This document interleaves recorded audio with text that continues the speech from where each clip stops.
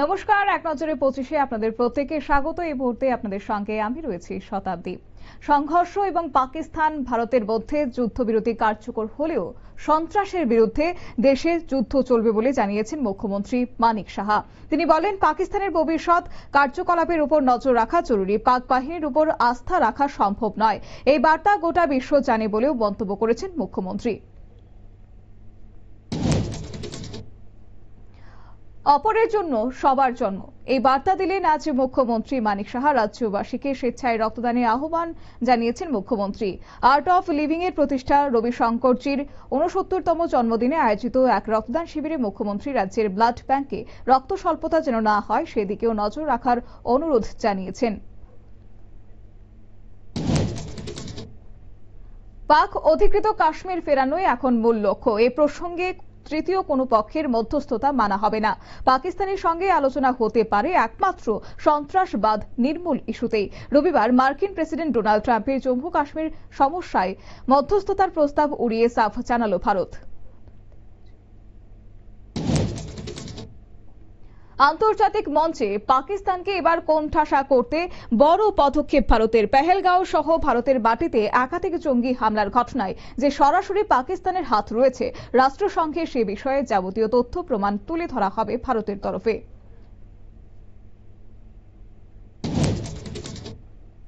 Operation সিন্দুরে নিহত হয়েছে 100 জনেরও বেশি জঙ্গি, 35 থেকে 40 পাক সেনার মৃত্যু হয়েছে। সাংবাদিক বৈঠকে ছবি ও ভিডিওর প্রেজেন্টেশন শত্রু দমনে কিভাবে সাফল্য এসেছে তা দেখালো এবং ব্যাখ্যা করল ভারতীয় সেনা। পাকিস্তানকে কড়া বার্তা এবার দিলেন ডিজিএম ও লেফটেন্যান্ট জেনারেল রাজীব খাই। জানিয়ে দিলেন, রবিবার রাতেই দেখা হবে। এদিন ফের যদি সংঘর্ষ বিরতি চুক্তি লঙ্ঘন করা হয় তাহলে কড়া পদক্ষেপ নেবে ভারত।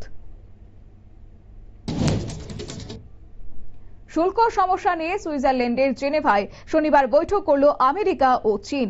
এদিন দুই দেশের উচ্চপদস্থ কর্তারা নিজেদের মধ্যে বৈঠকে বসেন। আমেরিকা এবং চীনের মধ্যে শুল্ক যুদ্ধ অব্যাহত। এখনো পর্যন্ত দু দেশের কোনো সমাধান সূত্র পৌঁছায়নি। আন্তর্জাতিক অপরাধ ট্রাইব্যুনালে বিচার প্রক্রিয়া শেষ না হওয়া পর্যন্ত বাংলাদেশে নিষিদ্ধ আওয়ামী লীগের কার্যকলাপ সেখানে করা যাবে না। শনিবার রাতে এমনই ঘোষণা করল বাংলাদেশের অন্তর্বর্তী সরকার। বাংলাদেশে গত বছর শেখ হাসিনার সরকারের পতনের পর থেকেই আওয়ামী লীগকে নিষিদ্ধ করার দাবি ওঠে।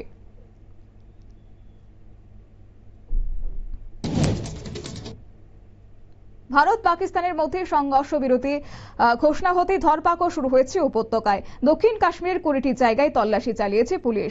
আটকও করা হয়েছে কয়েকজনকে। তাদের বিরুদ্ধে দেশবিরোধী প্রচার এবং জঙ্গিদের সঙ্গে মিলে ষড়যন্ত্রের অভিযোগ রয়েছে। সংঘর্ষ বিরতি বাস্তবায়নে এবার প্রতিজ্ঞাবদ্ধ, দৃঢ় প্রতিজ্ঞ পাকিস্তান। বিবৃতি দিয়ে এমনটাই দাবি করল সে দেশের বিদেশ মন্ত্রক। উল্টো ভারতের বিরুদ্ধে কিছু কিছু জায়গায় চুক্তি লঙ্ঘনের অভিযোগ এনেছে ইসলামাবাদ। শনিবার রাতে পাকিস্তানের বিরুদ্ধে সংঘর্ষ বিরতি লঙ্ঘনের চেয়ে অভিযোগ এনেছে ভারত। সংঘর্ষ বিরতির পর সোমবার আলোচনায় বসতে চলেছে ভারত এবং পাকিস্তান। পাকিস্তানের সঙ্গে আলোচনার আগের দিন বিদেশ মন্ত্রী এস জয়শঙ্কর সহ জাতীয় নিরাপত্তা উপদেষ্টা অজিত ডোভাল ও 3 সেনাপতিদের সঙ্গে বৈঠক করলেন প্রধানমন্ত্রী।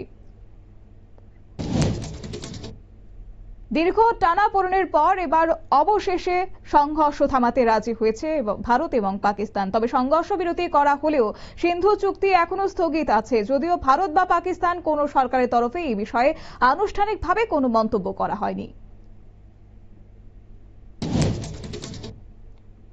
অপারেশন সিন্দুরে ছোড়া হয় ব্রহ্মোস। রবিবার এই দাবি করেন উত্তরপ্রদেশের মুখ্যমন্ত্রী যোগী আদিত্যনাথ। তবে ভারতীয় সেনার তরফে অপারেশন সিন্দুরে ব্যবহৃত অস্ত্রশস্ত্র নিয়ে এখনো কোনো মন্তব্য করা হয়নি।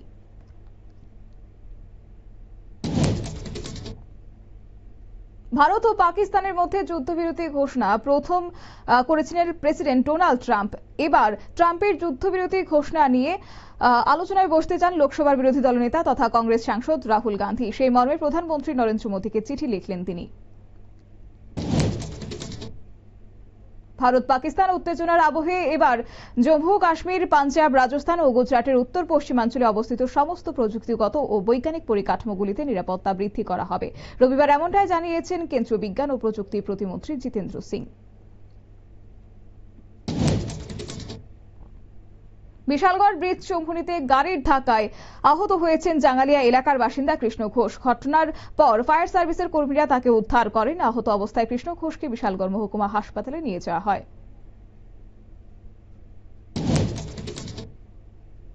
যুদ্ধকালীন প্রস্তুতি হিসেবে সিপাহীজলা জেলায় তৈরি হচ্ছে শেল্টার হাউস। বিশালগড় মহকুমায় সম্ভাব্য জরুরি পরিস্থিতির মোকাবেলায় উদ্যোগ নেওয়া হয়েছে। বিশালগড় দ্বাদশ শ্রেণী বিদ্যালয়ে শেল্টার হাউসগুলির তৈরি করা হচ্ছে বলে জানিয়েছেন ডিসিএম প্রসেনজিৎ দাস।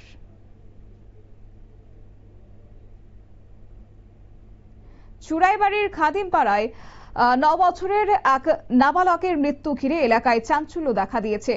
নাবালকের শরীরে একাধিক আঘাতের চিহ্ন রয়েছে। ছেলেটিকে হত্যা করে নালার জলে ফেলে রাখা হয়েছে বলে অভিযোগ তুলেছে তার পরিবার। পুলিশ অস্বাভাবিক মৃত্যুর মামলা নিয়ে তদন্ত শুরু করেছে।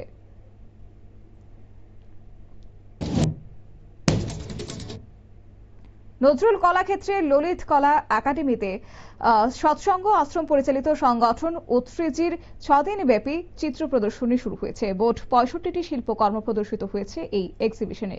প্রদর্শনীর আনুষ্ঠানিক উদ্বোধন করেন মন্ত্রী শান্তনা চাকমা।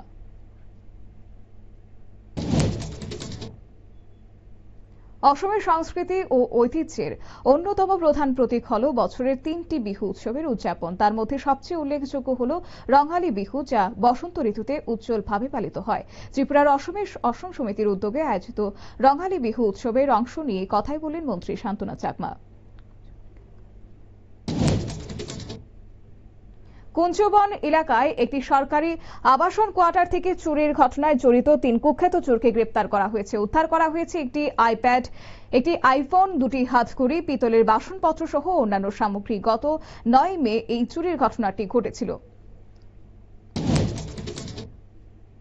ধর্মনগরের কালিকাপুরে দ্রুত গতির বাইকের ধাক্কায় আহত হয়েছে গুরুতরভাবে এক 60 বছর বয়সী পথচারী। বাইক চালক আকাশ পাল নেশাগ্রস্ত অবস্থায় গাড়ি চালাচ্ছিল বলে স্থানীয়দের অভিযোগ। দমকল কর্মীরা আহত দুজনকে উদ্ধার করে ধর্মনগর জেলা হাসপাতালে ভর্তি করেন।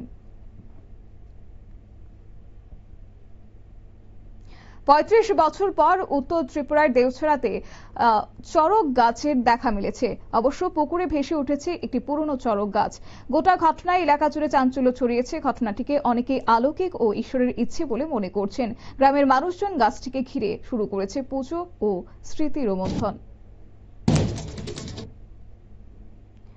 ব্রজেন্দ্রনগর জামে মসজিদের ইমামকে গুরুতরভাবে আঘাতপ্রাপ্ত করা হয়েছে। ধারালো অস্ত্রের আঘাতে সে গুরুতরভাবে জখম হয়েছে। ঘটনাটি ঘটেছে রবিবার সকালে মধুপুর থানাধীন ব্রজেন্দ্রনগর এলাকায়। হামলাকারী মুসলিম মিয়াকে আটক করেছে মধুপুর থানার পুলিশ। তেলিয়ামুড়া মহকুমা হাসপাতালে পরিষেবা পাচ্ছে না রোগী সহ রোগীর সাধারণরা, এমনটাই অভিযোগ তারা তুলছেন। চিকিৎসক না থাকায় রোগীদের মারাত্মক সমস্যায় পড়তে হচ্ছে। মহকুমা স্বাস্থ্য আধিকারিক ডক্টর রাজা জমাতিয়ার বিরুদ্ধে গাফিলতির অভিযোগ তুলে তার বিরুদ্ধে ব্যবস্থা নেওয়ার দাবি তুলেছেন মহকুমাবাসী। এক নজরে 25 আপাতত এই পর্যন্তই। পরবর্তী আপডেট এবং টকশো দেখার জন্য চোখ রাখুন শুধুমাত্র নিউজ ভ্যানগার্ডের পর্দায়। নমস্কার।